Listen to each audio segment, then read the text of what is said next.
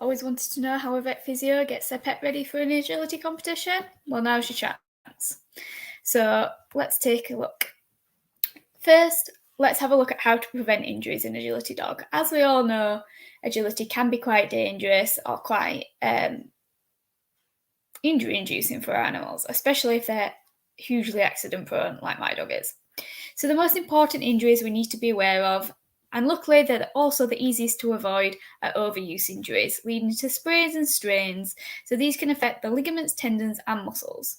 Overuse injuries occur when we do too much with our dogs and they're not yet ready for it, which can lead them to feeling stiff, feeling off for a day or two, or can even lead to injuries. These can be tiny injuries that we can't see, which over time weaken the tissues, or they can be bigger injuries that we can see.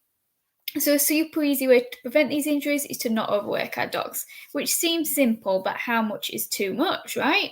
So first we have to address our dog's fitness. So first we need to assess our fitness of our dogs, and then we can see how we can improve it.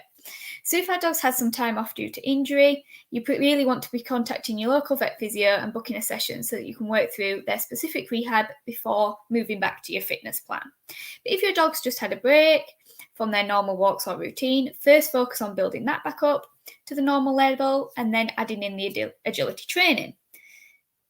But what you could do is start to add in some fitness exercises. I like to focus on core strength and range of motion. This is also really useful if your dog has been doing their normal walks and you just want them to get back to training and competing. So some signs that we can look out for whilst our dogs are training or are doing these fitness exercises or are even rehabbing is we can look for a change in their form or gait, such as turning wider or jumping long and low, slowing down or having less drive, over-arousal, increased heart rate and respiratory rate that don't quickly decrease with rest, or holding onto toys for longer or taking longer to eat treats than normal, or even going to the water bowl more often, something that's not normal for them. So how can we improve our dog's fitness? Now that we've assessed where our dogs are, we have a good idea of where to go, we can get started with some fitness exercises. So my dog's favourite are down to stands, paw exercises and weight shifting exercises, and he also loves doing hydrotherapy and swimming. These are all really good exercises to help engage your dog's core, and once they've got these going, they've got a much stronger core, they've got better balance, they're less likely to injure themselves. You can start adding in some agility specific exercises like jumps, contacts, wing wraps, that sort of thing. Just remember to keep taking a step back and assessing where your dog is. So once you've got back to doing those small skills, you might be doing this at home on your own or you might be doing it in a training class, you can then up the intensity, whether this be going to do more training classes, competing, or even just doing some training runs at a competition.